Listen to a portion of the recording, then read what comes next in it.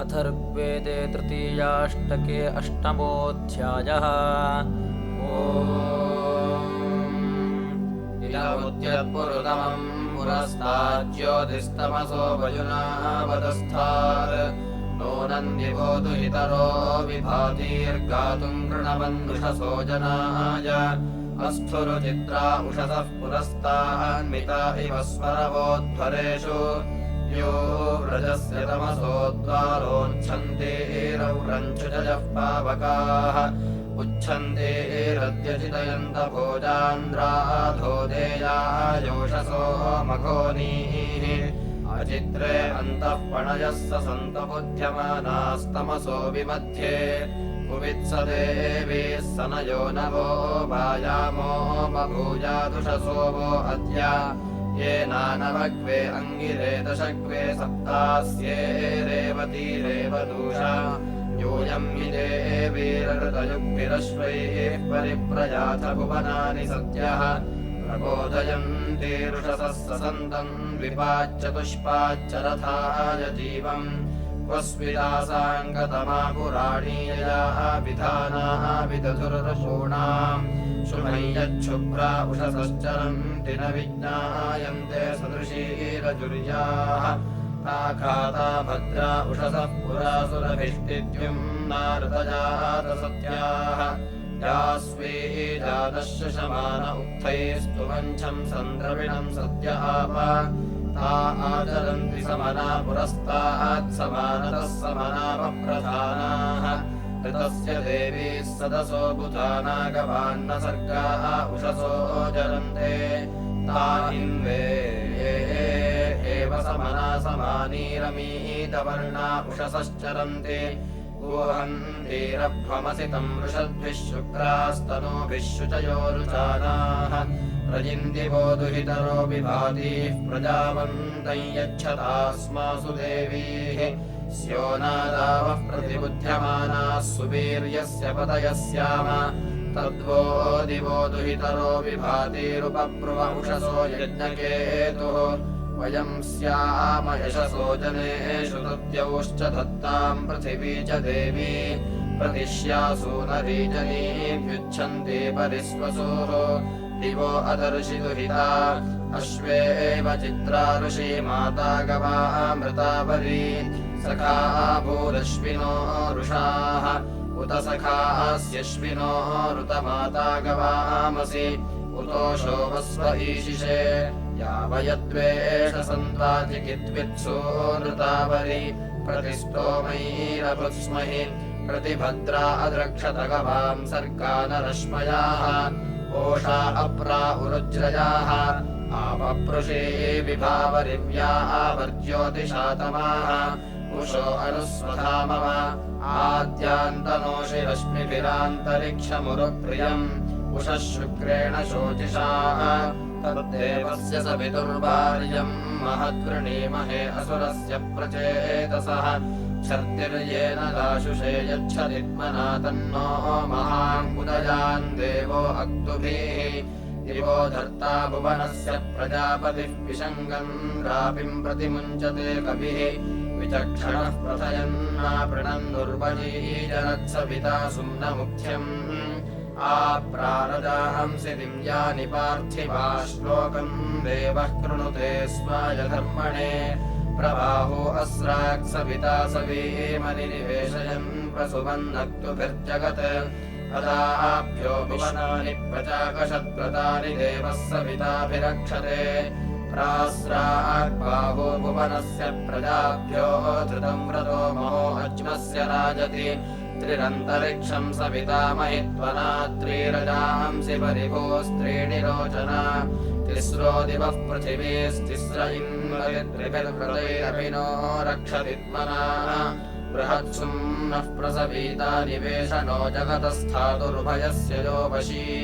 स नो देवः सविता शर्म यच्छत्तस्मै क्षयाय त्रिवरोधमम् हसः आगम् देव ऋतुभिर्वर्धतु क्षयम् ददातु नः सविता सुप्रजामिषम् सनाः क्षपाभिरहभिश्च जिन्वतु प्रजावन्तम् रयिमस्मे समिन्वतु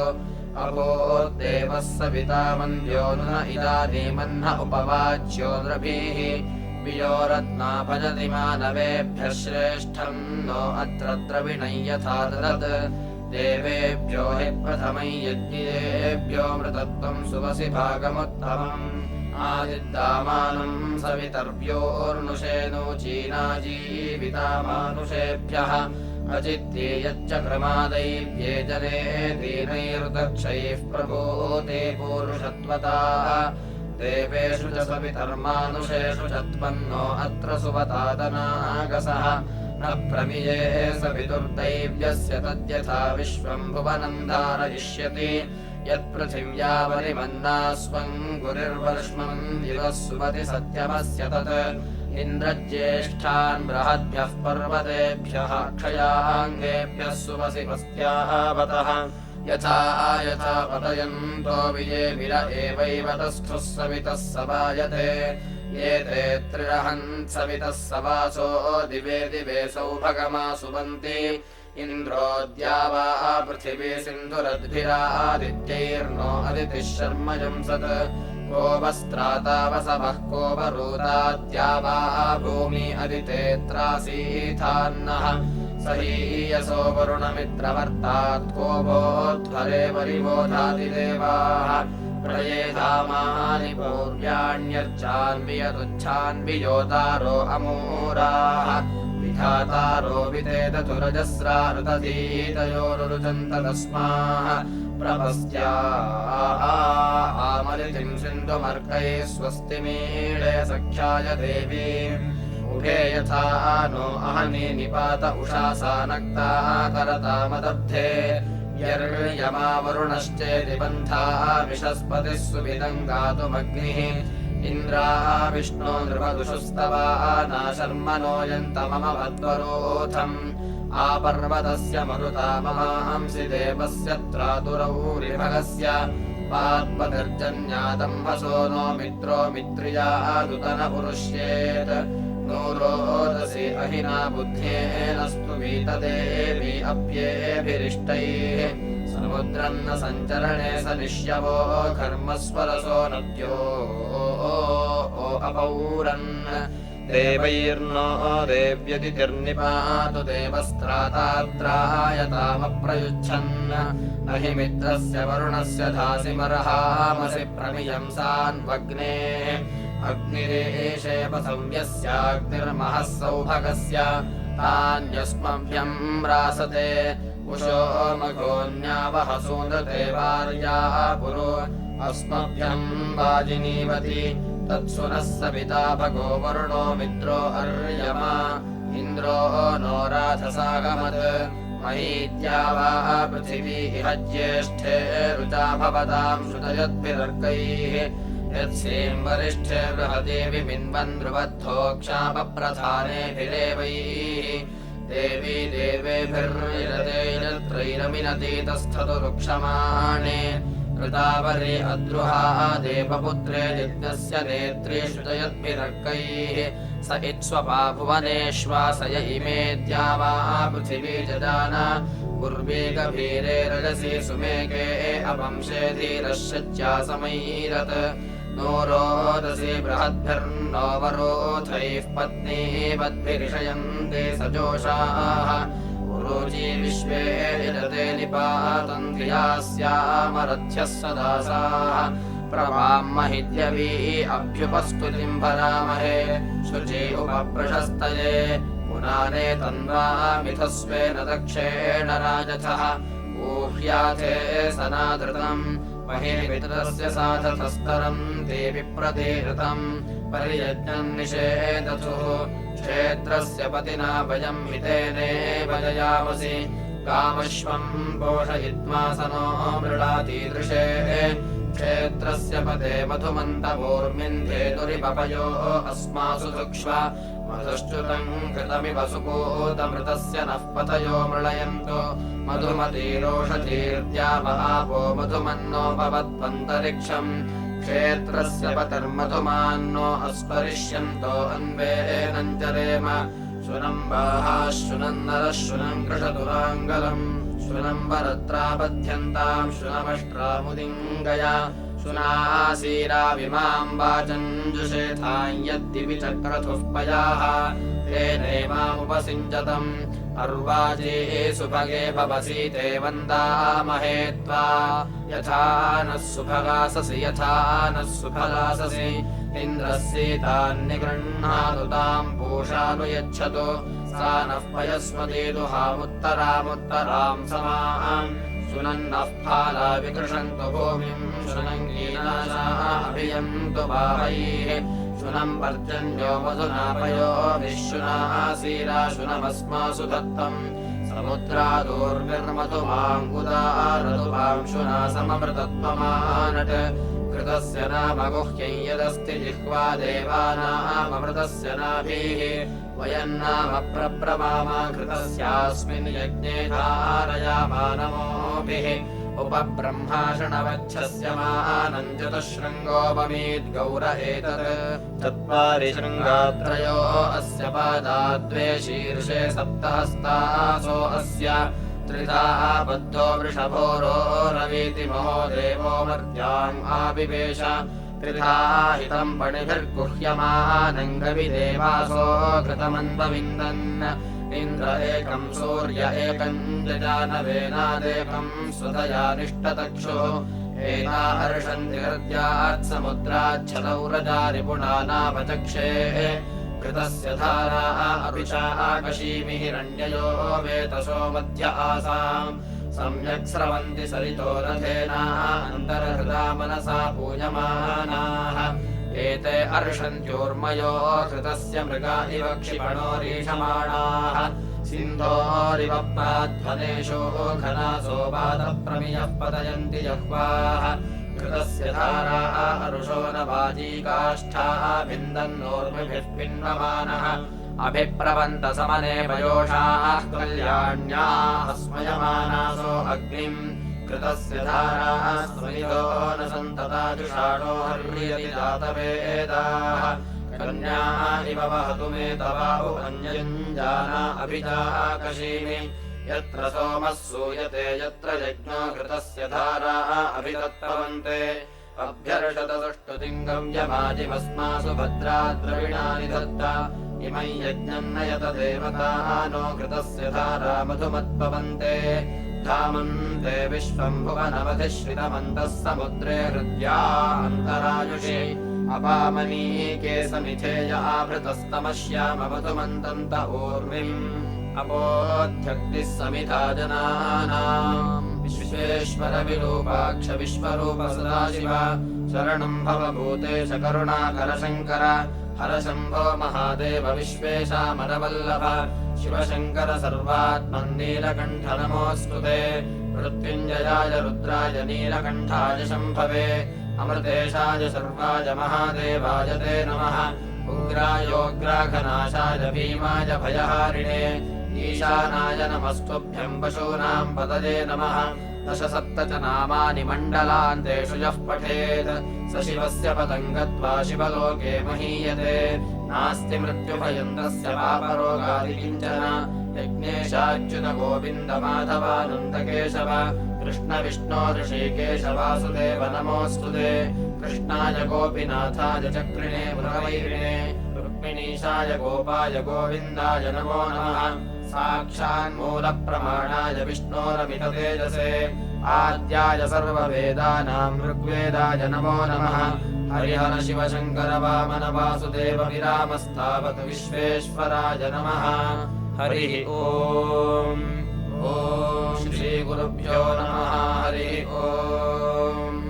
अवोध्यग्निः समिधा जनानाम् प्रतिधेनुमिवायते मुषासम् यह्वा इव प्रभया बुद्ध्यानाः प्रभानवस्य स्रतेनाकमच्छ अवोधिहोताय यथाय देवानूर्ध्वो अग्निः सुमनाः प्रातरस्थात् समिद्धस्य ऋषरदर्शिपाजो महान् देवस्तमसो निरमोचि यदीङ्गणस्य रशनामजीगः शुचिरङ्के शुचिभिर्गोभिरग्निः आदक्षिणा युज्यते वाजयन्त्युत्थानामूर्ध्वो अधयज्जुहोभिः अग्निमच्छादेवयताम् मनांसि चक्षुंषि वसूर्ये सञ्चरन्ति यदीं सुवाते उषसा विरूपेष्वेदो वाजीरायते अग्रे अह्नाम् जनिष्ठहितेन्यो अग्रे अह्नाम् हितो हितेष्वरुषो वनेषु तमे सप्तरत्नादधानोऽग्निर्होतानिशसादायजीयान् अग्निर्होतान्यसेदप्यजीयानुपस्थे मातुः सुरभाहुलोके युवाः कविः पुरुनिष्ठर्ता वा धर्ता कृष्णीनामुतमध्य इत्थः प्रणोत्यम् विप्रवद्घरेषु साधुमग्निम् होतारमीळते नमोभिः आयस्तदा नरोदसी ऋतेन नित्यम् व्रजन्ति वाजिनम् घृतेन मार्जाल्यो मृज्यते स्वेदमोनाः कविप्रशस्तो अतिथिः शिवो नाः सहस्रशृङ्गो वृषभस्तदो विश्वाङ्गग्ने सहसा प्रास्यन्यान् प्रसद्यो अग्ने अत्येष्यन्यानाविर्यस्मै चारुतमो बभूथ ईडेन्यो वपुष्यो विभावाः प्रियो विशामतिथिर्मानुषीणाम् तुभ्यम् भरन्ति क्षितयो जविष्ठबलिमग्ने अन्तितहोत दूरात् आभन्दिष्ठस्य सुमतिम् चिकित्थि बृहत्ते अग्ने महि शर्म भद्रम् आद्यरथम् भानुवो भानुमन्तमग्ने तिष्ठ यजतेभिः समन्तम् विद्वान् पथीनामुर्वा अन्तरिक्षमेह देवान् हविरद्याय वक्षे अवोचामकवये मेध्याय वचो वन्दारुवृषभाय वृष्णे गविष्ठिरो नमसा स्तोममग्नौ दिवीव रुक्ममुरुव्यञ्जमश्रेत् कुमारम् मातायुवतिः समुग्धम् गुहाः बिभर्ति न ददाति पित्रे अनेकमस्य न विरज्जनाः सः पुरः पश्यन्ति निहितमरतौ कमेतम् तम् युवते कुमारम् वेशे बिभर्षि महिषे जजान पूर्वीर्पश्यरदो पवर्था पश्यन् जातम् जलसूतमाता हिरण्यदन्तम् शुचिवर्णमारात् क्षेत्रादपश्यमायुधाभिमानम् दानो अस्मामृतम् विपृक्वत् किम् मामनिन्द्राः कृणवन्ननुक्थाः क्षेत्रादपश्यम् स नुतश्चरन्तम् सुमद्यूथन्न पुरुषोपमानम् तथा गृह्णन्न जनिष्ठहिषः परिग्नेरिद्युपतयो भवन्ति ये मे वर्यकम् विजवन्तगोभिर्न येषाम् गोपा अरणश्चिदासा यहीञ्जगृपुरवते सृजन्ता जातिपश्व उपनश्चिकित्तान् वसाम् राजानम् वसतिम् जनानामरातयोनिजधुर्मर्त्येषु ब्रह्माण्यत्रेरपतम् सृजन्तु निन्दितारो निन्द्यासो भवन्तु सुनश्चिच्छेपम् निदितम् सहस्राद्यूपादमुञ्चो अशमिष्टहिषः एवास्मदग्ने विमुक्तिपाशान् होतश्चिकित्त इहतो निषद्य ऋणीयमानो अपहिमदय्येः प्रमेहे देवानाम् रतपा उवाच इन्द्रो विद्वाङ्गनुहित्वा चक्षते नाहमग्ने अनुशिष्टागाम् विज्योतिषा बृहदाभात्यग्निराविर्विश्वानि कृणुते महित्वा प्रादेवीर्मायाः सहते दुरेवाशिषीते शृङ्गे रक्षसे विनिक्षे उत स्वानासो दिविषन्तग्ने स्तिग्मायुधा रक्षसे हन्तबाहु मदे चिदस्य प्रवृजन्ति भामानवरन्ते परिबाधो अदेवीः एतन्ते स्तोमम् दुविजातविप्रो रथन्नधीरस्वपाः अदक्षम् यदीदग्ने प्रतित्वन्ते बहर्याः स्वर्वतीरपहेनाजयेम तु विग्रीवो वृषभो वा वृधानो शत्वा अर्यः समजातिवेदाः हितेमग्निममृताः अवोचन् बर्हिष्मते मनवे शर्मयम् सद्धविष्मते मनवे शर्मयम् सत् त्वमग्ने वरुणो जायसे यत्त्वम् मित्रो भवसि यत्समिद्धः द्वे विश्वे सहसस्पुत्रदेवास्त्वमिन्द्रो दाशुषे मर्त्याय त्वमर्यमा भवसि यत्कनीनान् रामस्वधावम् गुह्यम् बिभर्षि अञ्जन्ति मित्रम् सुधितन्न गोभिर्यद्दम्पती समनसा कृणोषि तव श्रिये मरुतो मर्जयन्तरुद्रयत्ते जनिमचारुचित्रम् मदय्यद्विष्णोरुपमन्निधाजितेन पासि गुह्यन्नाम गोनाम् तव श्रिया सुदृशो देवदेवाः पुरोदधाना अमृतम् सपन्त होतारमग्निम् मनुषो दृशे दुर्दशस्यन्त उषिजः शंसमायोः तद्बद्धोता पूर्वो अग्ने यजीयान्नकाम्यैः परो अस्ति स्वधावः विशश्च यस्य अतिथिर्भवासि स यज्ञेन वनवद्देवमर्तान् वयमग्ने वनुयावत्तोतापसूयवो हविषा बुध्यमानाः वयं समर्ये विदधेष्वह्नाम् वयं राजा सहसस्पुत्रमर्तान् यो नागो अभ्येनोपराद्यतेदखमखशं सेदधात जहेचिकित्वो अभिषस्तिवेतामग्ने यो नो मर्चयति त्वयेन पावस्याभ्युषिदेव पूर्वे दूतं गृह्णाना अजनन्तहव्यैः संस्थेयलग्नहीयसे रजीणाम् देवो मर्तैर्वसुभिरिध्यमानः अपस्पृथिवितरय्योधिवित्तान् पुत्रो यस्ते सहसस्सून ऊहे कदाचिकित्वो अभिचक्षसेनोऽग्नेः कदामृतजिज्ञातयासे भूरिणामवन्दमानो दधारिवितावसो यदि तज्जोषयासे कुविद्देवस्य सहसा चकारः सुम्नमग्निर्वनदेवावृधानः त्वमङ्गजरितारय्यविष्ठविश्वान्यग्ने दुरितातिपर्षि स्तेना अदृश्यन् नृपभोजनासो ज्ञातकेतावृजिना अभूवन् इमे यामासस्त्वद्रिगभूवन्वसवे वादतिदागो अवाचि नाहायमग्निरभिषस्तयेनो नरीषदेवावृधानः परादात् वामग्ने वसुमतिमसो नामभिप्रमन्दे अध्वरेषु राजन् त्वया वाजम् वाजयन्तो जयेमाभिष्यामरुत्सुतेर्मर्त्यानाम् अव्यवाडग्निरजरः पिता नो विपर्विभावा सुदृशीको अस्मे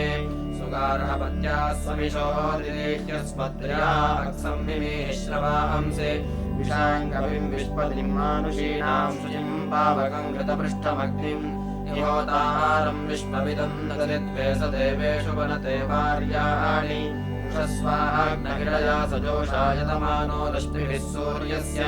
दुषस्वनः समिधम् जातवेद आच देवान्हविरज्याय पक्षि पृष्टो नमो न अतिथिर्दुरोण इमन्नो यज्ञमुपयाहि विद्वान् विश्वाः अग्ने अभियुजो विहत्या शत्रो यतामापरा भोजनानि वधेन तस्यम् प्रहितातयस्वभयः कृण्वानस्तन्वे स्वाजैः विपर्षयत्सासस्पुत्रदेवान् सो अग्ने वाहि कृतमवाजे अस्मान् वयन्ते अग्न उक्थैर्विधेम वयम् हव्यैः पावकभद्रशोचे अस्मे रजिम् विश्ववारम् समिन्वास्मे विश्वारित्रविणानिधेः अस्माकमग्ने अध्वरञ्जुषस्व सहसः सूनोत्रिषधस्थहव्यम् वयम् देवेषु सुकृतस्याम शर्मणानस्त्रिवरोथेन पाहि विश्वाहानिनो दुर्गः जातवेदस्सिन्धुन्ननावादुरितादिपर्षै अग्नेः अत्रिवन्नमसा गृणानोऽस्माकम् बोध्यपिता तनूनाः यस्वाहा हृदा कीरिणा मन्यमानो मर्त्यम् मर्त्योजो हवीमि जातवेदो यशो अस्मासु देः प्रजाभिरग्ने अमृतत्तमस्याम् यस्मै त्वम् सुकृते जातवेद उलोकमग्ने कृणवस्योनम् अश्विनम् सपुत्रिणम् वीरवन्तम् गोवन्तम् रजिन्नशते स्वस्ति सुसमिद्धाय शोचिषे कृतम् तीव्रञ्जुहोतन अग्नये जातवेदसे नराशंसः सुशोदते मयि यज्ञमदाभ्यः कविर्हिमधुहस्त्यः ईडितो अग्नावहेन्द्रम् चित्रमिह प्रियम् सुखैरजेभिरूतये पूर्णम् रता विप्रसस्साभ्या अर्का अनूषद भवानः शुभ्रसादये देवीर्द्वारो विश्रयध्वम् सुप्रायणान ऊतये प्रप्रयज्ञम् प्रणीतन सुप्रतीकेव यो वृथा जह्वीर्तस्य मातराः दोषामुषा समीमहे वातस्य पद्मम् नीडितालैव्याहोतारामनुषः इमन्नो यज्ञमागतम् इडा सरस्वती महीतिस्रो देवीर्मयो पुमाः बर्हिस्येदन्तस्रिधाः शिवस्पष्टरिहागहि विभुः पोष उदत्मनाः यज्ञे यज्ञेन उदव यत्र वेत्थ वनस्पते देवानाम् गुह्यानामानि तत्र हव्यानि गामय स्वाहाग्नये वरुणाय स्वाहेन्द्राय मरुद्भ्याः स्वाहा देवेभ्यो हविः अग्निन्तम् मन्येयो सुरस्तय्यन्ति तेन वाह अस्तमर्वन्त आशवोस्तन्नित्यासो वाजिन इषम् स्तोतृभ्यः भर सो अग्निर्यो वसुर्गृणे संयमायन्ति तेन वाह समर्वन्तो रघुद्रुवः संसुजातासः सूरय इषं स्तोतृभ्यः भर अग्निर्हि वाजिनं विषेददाति विश्वदर्शनिः अग्निराजे स्वाभुवं सप्रीतो यादिवार्यमिषं स्तोतृभ्यः भर आते अग्न इधीमहि द्युमन्तम् देवाजरम् यद्धस्यादेवनीयसे समिद्धीदयदित्यवीषम् स्तोतृभ्यः भर आते अग्नर्चा हविशुक्रस्य शोचिषस्पते सुष्टन्द्रस्मविष्पते हव्यवार्तुभ्यम् भूयत इषम् स्तोतृभ्यः भर प्रोद्ये अग्नयोग्निषु विश्वम् पुष्यन्ति वार्यम् ते हिन्विरेत इषण्यन्त्यानुषगिषम् स्तोतृभ्यः भर तपत्ये अग्ने अर्चयो महिम्रासन्तवाजिनाः ये पत्वभिः शफानाम् प्रजापुरन्तको नामिषम् स्तोतृभ्यः भर नवानो अग्नः परस्तोतृभ्यः सुक्षितेरिषाः ते स्याः मया ऋतुस्तादोतासोदमेदम इषम् स्तोतृभ्यः भर उभे सुश्चन्द्रसर्पिशोरर्वेः श्रीणीश आसने उतो न उत्पुपूर्या उक्थेषु शपसस्पत इषम् स्तोतृभ्यः भर एवाम् अग्निमजुर्यमुर्गीर्भिर्यज्ञेभिरानुषक तथतस्मे सुवीर्यमुदत्यदाश्वश्व्यमिषम् स्तोतृभ्यः भर सखायः संवः संव्यञ्जमिषम् स्तोमम् चाग्नये वरुशिष्ठाय क्षितीनामूर्जो नत्रे सहस्वते पुत्राचिद्यस्य स्मृतोर्नानरो नृषदने अर्हन्तश्चिद्यमिन्धते सञ्जनयन्ति जन्तवाः संयदिशो मनामहे सम्भव्यामानुषाणाम् उतद्युम्नस्य शपसऋतस्य रश्मिमाददे तस्माः कृणोति केतुमानक्तम् चिद्दूरः आसते पावको यद्वनस्पतीन् प्रस्माः विनात्यजराः अपस्मयस्य वेषणे स्वेदम् पथिषु जुह्वति अभीमहस्पदेन्यम् भूमाः पृष्ठे वरुरुः यम् मर्त्यः पुरुस्पृहम् विदद्विश्वस्य धायसे प्रस्वादनम् पितो नामस्ततादिञ्चिदाजवेः सहिष्माधन्वाक्षितम् दातानदात्या पशुः येष्मश्रुश्रुचितम् नृपुरनिभृष्टतविषे शुचिष्मयस्माः अत्रिवत्प्रस्पतिते वरीयते सुशोरसूतमाता क्राणायदानशेभकम् आयस्ते सर्पिरासुते ग्नेशमस्तिधायसे ऐषुद्युम्नमुदश्रव आचित्तम् वृत्येषु धाः इति चिन्मन्युमध्रिजस्तादातमापुषुन्दते आदग्ने अपृणतोत्रिः सा सह्याद्दस्यो निशः सा सह्यान्